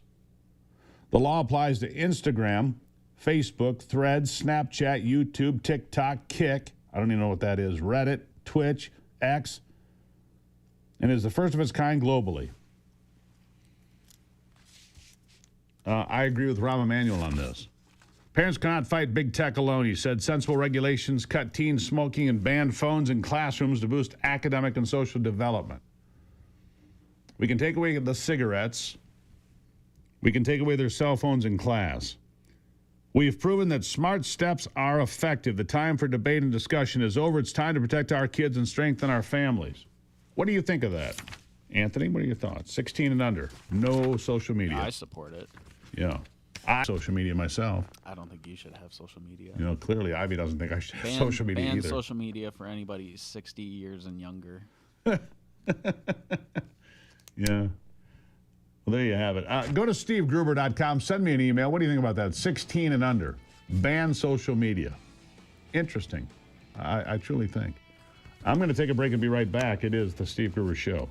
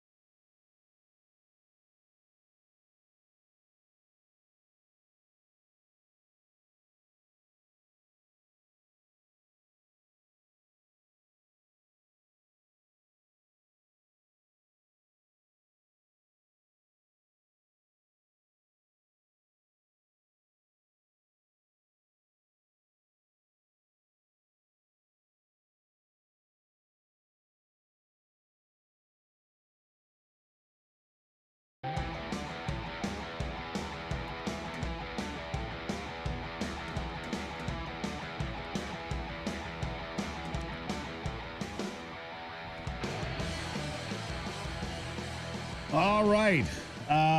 The rate cut yesterday, important. No question about it. The rate cut yesterday, important. The stock market went up, what, 400 or 500 points. Bam. I think it was 500 points. Rocketed right up, as you can imagine. The price of gasoline across this country continues to come down. The national average, $2.94. $2.94. Patrick Gleason is Americans for Tax Reform VP for State Affairs. He joins me now. Patrick, thank you for being here. Great to be with you, Steve. The Democrats have embraced affordability. Everything else failed for them. I mean, Obamacare is a failure. The 43 days of government shutdown, failure. The border, trying to defend the defenseless, failure. So they're going to this saying, it's Donald Trump's fault you can't afford anything. It wasn't Donald Trump in office when inflation was 9.1% a couple of years ago. And in fact, groceries are still going up. But since Donald Trump took office, groceries have gone up 1.2%. Inflation is below 3%. Gasoline for 2/3 of the country below $3 a gallon. Some places it's below $2. Places like Oklahoma and Texas, some stations there. I mean, we're on the right track here, aren't we? We are, and also one thing we're going to be talking about a lot heading into next year's election is all the good that was done from the big beautiful bill, the big tax bill that the president signed on July 4th. That did a lot of good things, aside from ensuring that all Americans don't get hit with personal income tax rate hikes at the end of this year. And in addition to ensuring that, it also brought a lot of very beneficial economic growth inducing corporate and business tax relief that's going to be taking effect this year. We had the lower 21% corporate rate that was part of the first Tax Cuts and Jobs Act that President signed in his first term.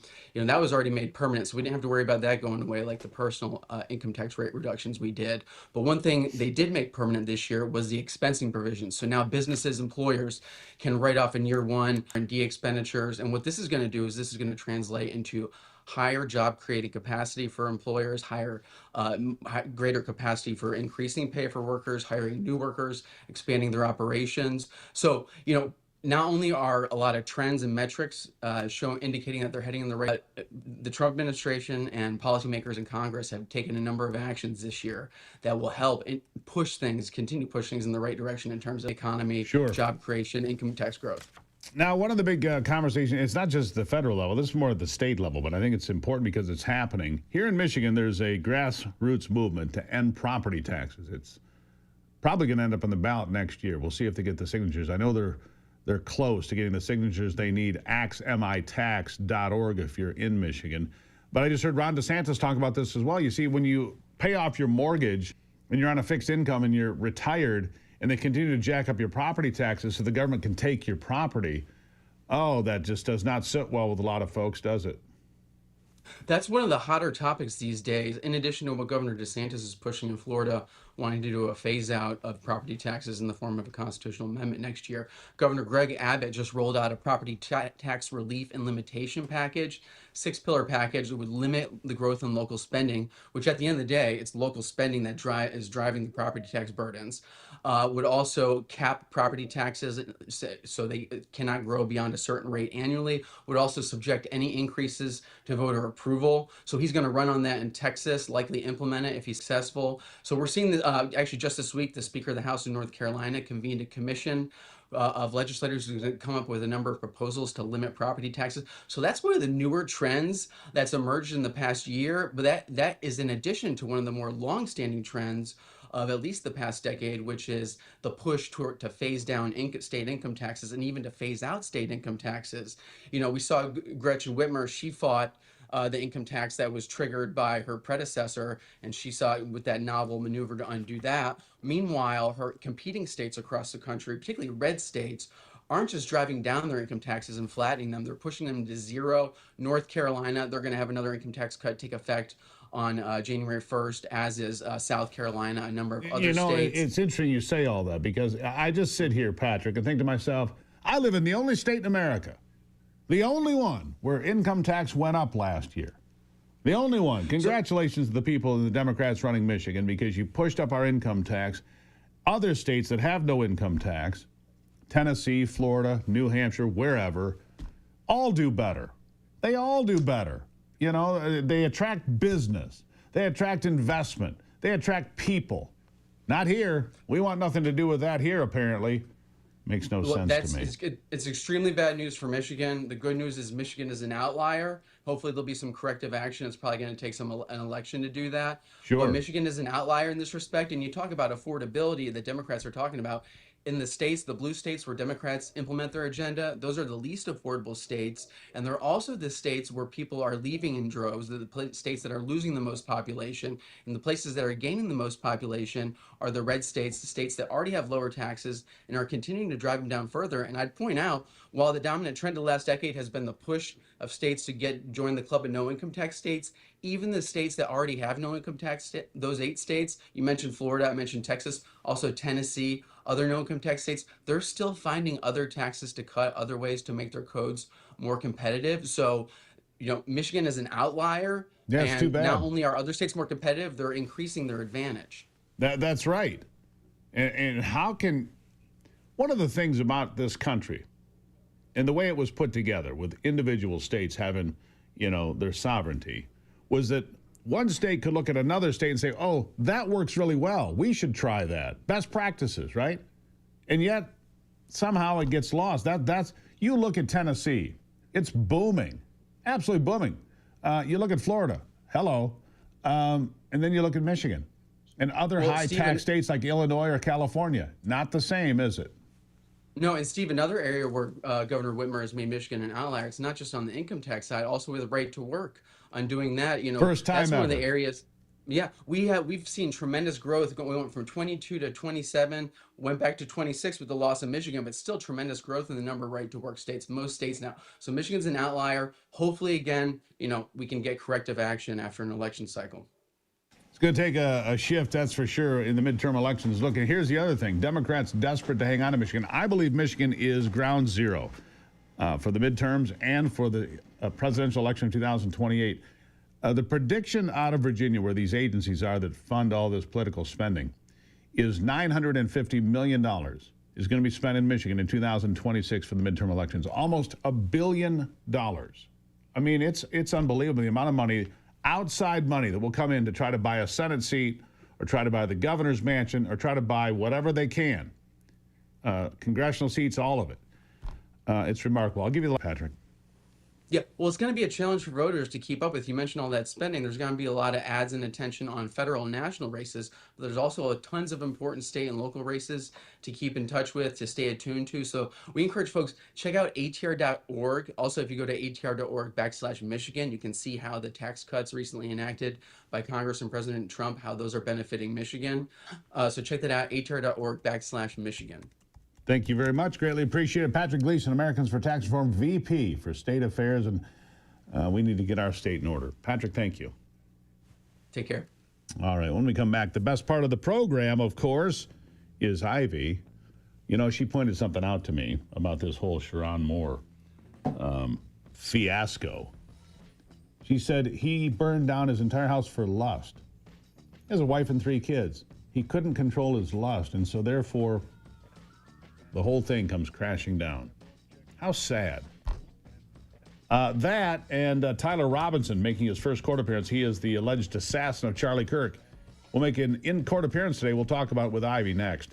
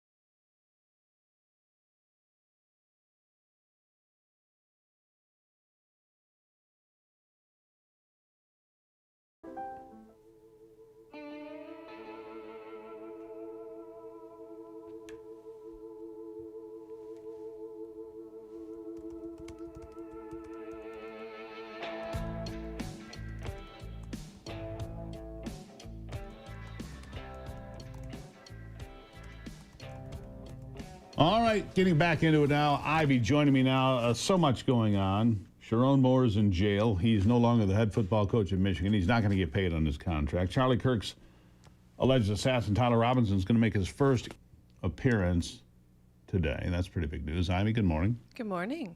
How are you? I'm good. I mean, this whole Sharon Moore thing, and we talked about this. Lust. He's 39 years old. Mm-hmm. Is it one of the premier college football teams in America as the head coach at 39? Yeah. He burned it all down. He burned it all down, allegedly. But I mean, come on, he's in jail. This is the real deal. Yeah, it's unfortunate. It's a sad story when you are faced with temptation and you cannot say no. You might need to take a moment to reflect on your priorities in life, on your values, because was all of this that he blew up his life for worth it? And I'm betting he's thinking that it wasn't worth it. Yeah. And so when you decide to make these sorts of mistakes, it reminds me of that CEO and the woman that he had an affair with, and they were at the concert, and they all of a sudden they're on the Jumbotron and they're busted. It's like, you wouldn't even... Yeah, those two. Yeah. You don't have to be concerned about being busted if you didn't do that sort of thing in the first place. And this is a commonplace, sadly, when I worked in the restaurant industry. And, of course, when I was a bartender at the time, a sommelier. And, you see this a lot, unfortunately. You have men and women alike bringing in their... the people that they are having affairs with, whether it be, a man or a woman. I saw it on both sides many, many, many times. This is not only a man issue. Yeah. No, I agree with that. But here, I mean, the contracts are specific. I mean, this is not a new rule. Mm-hmm. You can't touch the help. Yeah. This is not a new rule. Inappropriate relationship alleged that Sharon Moore involved in an inappropriate relationship, and maybe for as long as a year. Rumors are that she's pregnant and all this other. It's embarrassing for the university. Oh, certainly. I mean, there's so many universities that are rampant with just all of this controversy. I mean, Michigan State is just one after another, and it seems like Michigan is the same, and many others. It's like, it's kind of sad to see. I think life better rooted in your standing with good moral principles might be in order. But, hey, people have the right to make their choices, and choices have consequences. And, I can certainly see that if the coach saw all of a sudden his wife knew about the affair and his life's blowing up, and they're like, hey, we're going to tell everybody about this. And he probably... I wouldn't be surprised if he said he was going to kill himself, because you have to face the embarrassment in front of a national stage. And so that's what you get when you do those sorts of things. That's what you get. That's right. What do you think about, so I'm reading this story about, unless you want to play that soundbite, whatever you want to do. But no, you can go ahead. What was your... Tyler Robinson, the alleged assassin, Charlie Kirk, is actually going to appear in person in a courtroom today in Utah. Mm-hmm.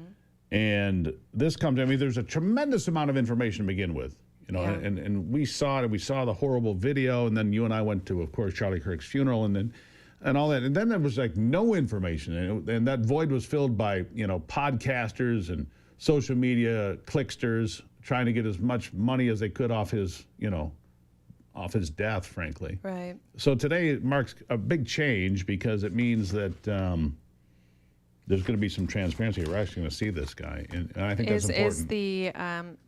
Are they going to have an open court, with cameras in there? Do you know if that's the case? Well, they said he appeared by way of video and audio from the jail previously. So I'm going to anticipate that yes, it'll be on camera. There might be one pool camera. I don't think they're going to let the whole No, the that'd be whole silly. herd in, as it Right. were. Well, I did see Erica Kirk in an interview yesterday where she was just incredibly angry about all of this How could you not be? controversy, and she's like, "Would you guys just stop it?" Yeah, I mean, how could you not be angry? You're saying that my team, the people that I work with every day, that I'm trying to take the role of my husband and continuing to build TPUSA. These are the people that I work with every day. You are saying that they are responsible for my husband's death. No, that is just a lie. And stop it. Yeah, just stop it. I saw that too. It was with Fox News yesterday, and they put her under a microscope. You don't cry enough. You cry too much. You look up too much, and your makeup. That's a woman of God right there. Hello. That is only done by being able to come out and be so strong and be able to do interviews and take the role of CEO and still try to be a mom. I mean, there is nothing more a widow. Yeah. Nothing more, on display than the Lord doing work in her life. And that is the power of the Lord. And I look at her and it's admirable.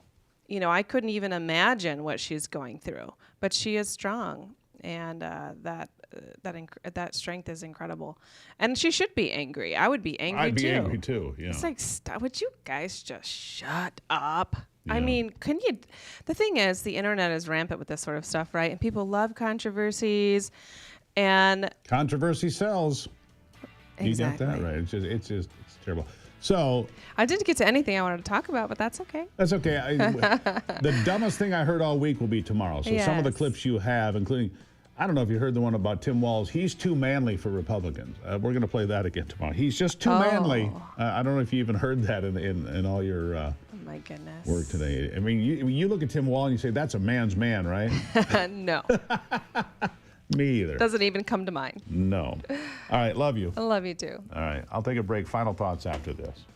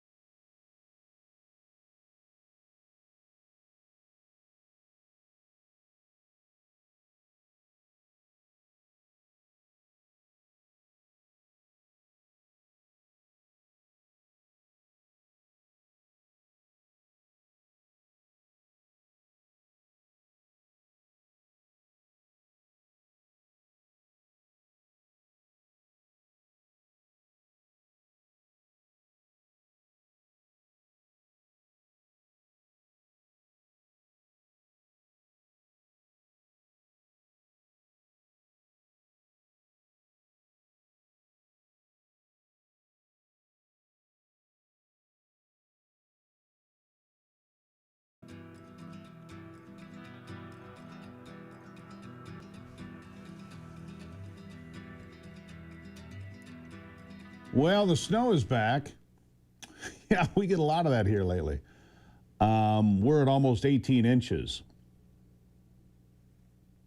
for November and December already, 18 inches.